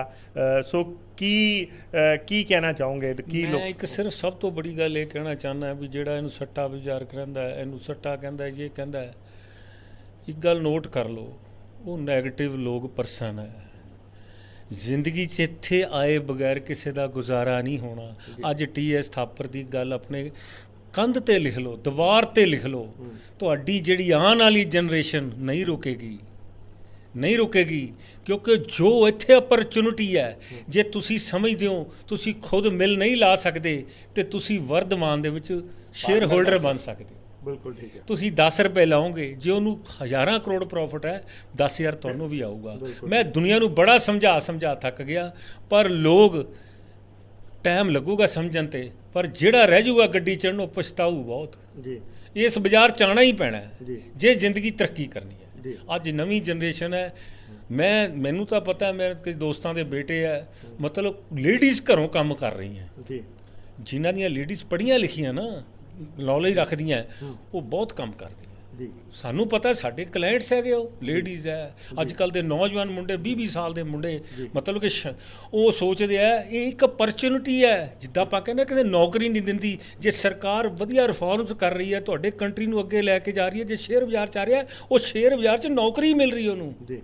ਜੇ ਤੁਸੀਂ ਕੰਮ ਕਰਦੇ ਹੋ, ਪੈਸੇ ਲਾ ਕੇ ਪੈਸੇ ਕਮਾ ਰਹੇ ਹੋ, 10,000 ਲਾ ਕੇ ਤੁਸੀਂ 10,000 ਮਹੀਨਾ ਕਮਾ ਲੈਂਦੇ ਹੋ, ਇੱਕ ਅਪਰਚੁਨਿਟੀ ਹੈ, ਅਵੇਲ ਕਰੋ। ਬਿਲਕੁਲ ਠੀਕ ਹੈ। ਮਤਲਬ ਤੁਸੀਂ ਕਹਿਣ ਦਾ ਮਤਲਬ ਹੈ ਕਿ 10,000 ਰੁਪਏ 'ਚ ਵਰਤਮਾਨ ਦੇ ਸਟੇਕ ਹੋਲਡਰ ਬਣ ਸਕਦੇ ਹੋ। ਸਰ ਜਿੱਦਾਂ ਗੁਜਰਾਤੀ ਹੈ, ਇਹ ਪਪੂਲਰ ਹੈ। ਗੁਜਰਾਤੀ ਜਿਹੜੇ ਹੈਗੇ ਵਪਾਰੀ ਹੈ। ਗੁਜਰਾਤ ਦੇ ਵਿੱਚ per capita demat account will be 5 times higher than the national average. Gujarat ਦੇ ਵਿੱਚ ਘਰ ਦੇ ਵਿੱਚ ਜਿਹੜਾ 13-14 ਸਾਲ ਦਾ ਬੱਚਾ, ਲੇਡੀਜ਼ ਆ ਉੱਥੇ, ਉਹ ਜਰਨਲੀ ਪੋਰਟਫੋਲੀਓ ਬਣਾਉਂਦੀਆਂ ਆਪਣੇ। 13-14 ਸਾਲ ਦੇ ਬੱਚੇ ਇਨਵੈਸਟ ਕਰਦੇ ਆ। ਜੇ ਅਸੀਂ ਇਹ ਸਮਝਦੇ ਹਾਂ ਵੀ ਜਿਹੜੇ ਬੰਦੇ ਸਮਝਦਾਰ ਹੈ, ਵੀ ਸ਼ੁੱਡ ਫੋਲੋ ਦੈਮ, ਤਾਂ ਸਰ ਗੁਜਰਾਤੀ ਹੈ, ਉਹ ਬਾਏ ਨੇਚਰ ਇਨਵੈਸਟਰ ਹੈ। ਤਾਂ ਜੇ ਆਪਾਂ ਨੂੰ ਲੱਗਦਾ ਵੀ ਉਹ ਬੰਦੇ ਸਿਆਣੇ ਆ, ਤਾਂ ਹੀ ਅਸੀਂ ਉਹਨਾਂ ਨੂੰ ਫੋਲੋ ਕਰਾਂਗੇ ਨਾ ਜੀ। ਇਹ ਤੁਸੀਂ ਇਹ statistical data, that is not I am saying on my own. ਤੇ ਜਿਹੜਾ ਬੰਦਾ ਇਹ 'ਚ ਨਹੀਂ ਆਊਗਾ, ਨਾ ਆਵੇ, that is his sweet will. But ਬਿਨਾ ਕੈਪੀਟਲ ਮਾਰਕੀਟ ਤੋਂ ਕਿਸੇ ਵੀ ਵਰਲਡ 'ਚ, ਕਿਸੇ ਵੀ ਕੰਟਰੀ 'ਚ ਤਰੱਕੀ ਨਹੀਂ ਹੋ ਸਕਦੀ। Thank you sir, thank you sir. So ਦੋਸਤੋ, ਇਹ ਸੀਗੇ ਸਾਡੇ ਨਾਲ, ਅੱਜ ਅਸੀਂ ਦਿਖਾ ਰਹੇ ਹਾਂ ਤੁਹਾਨੂੰ ਇੱਕ ਵਾਰੀ ਫੇਰ ਤਸਵੀਰਾਂ ਕਿ ਸਟਾਕ ਐਕਸਚੇਂਜ ਲੁਧਿਆਣਾ ਦੇ ਕੁਝ ਫਾਊਂਡਰ ਮੈਂਬਰਸ ਤੇ ਉਹਨਾਂ ਦੇ ਪਰਿਵਾਰ ਦੇ ਲੋਕ ਤੇ ਕਰੰਟ ਸਾਡੇ ਜਿਹੜੇ ਪ੍ਰੈਜ਼ੀਡੈਂਟ ਹੈਗੇ ਆ TS ਥਾਪਰ ਜੀ। ਸੋ ਇਹਨਾਂ ਨਾਲ ਅਸੀਂ ਅੱਜ ਗੱਲਬਾਤ ਕੀਤੀ। ਲੁਧਿਆਣਾ ਸਟਾਕ ਐਕਸਚੇਂਜ, ਜਿਹਨੂੰ ਕਿ 16 ਅਗਸਤ 2022 ਨੂੰ ਲਗਭਗ ਜਿਹੜਾ ਕਿ ਆਪਣੀ 40ਵੀਂ ਵਰਸ਼ਗਾਂਠ ਮਨਾਏਗਾ। ਸੋ ਉਹ ਕਿੱਦਾਂ ਸਟਾਰਟ ਹੋਈ ਔਰ ਕਿਨੇ ਉਹਦੇ ਵਿੱਚ ਕੀ ਜਿਹੜਾ ਉਪਰਾਲਾ ਕੀਤਾ, ਕੀ ਇਨੀਸ਼ੀਏਟਿਵ ਲਿੱਤਾ, ਔਰ ਅੱਜ ਜਿੱਥੇ 28 ਤੋਂ 30 ਸਟਾਕ ਐਕਸਚੇਂਜਾਂ ਸਟੇਟ ਦੀਆਂ ਬੰਦ ਹੋ ਗਈਆਂ, ਪਰ ਲੁਧਿਆਣਾ ਸਟਾਕ ਐਕਸਚੇਂਜ ਕਿੱਦਾਂ ਆਪਣੇ ਸਰਵਾਈਵਲ ਕਰ ਰਹੀ ਹੈ, ਕਿਹਨਾਂ ਦਾ ਵਿਜ਼ਨ ਸੀ, ਉਸ ਸਾਰੇ ਮਾਮਲੇ ਦੇ ਵਿੱਚ ਇੱਕ ਛੋਟੀ ਜੀ ਸੰਖੇਪ ਦੇ ਵਿੱਚ ਰਿਪੋਰਟ। ਦੇਖਦੇ ਰਹੋ, ਬਨੇ ਰਹੋ ਜਨ ਹਿਤੈਸ਼ੀ। ਧੰਨਵਾਦ। यदि आपको हमारी ये वीडियो पसंद आई तो हमारे चैनल को लाइक, शेयर और सब्सक्राइब करें। ऐसी और अपडेट्स देखने के लिए बेल आइकॉन जरूर दबाएं।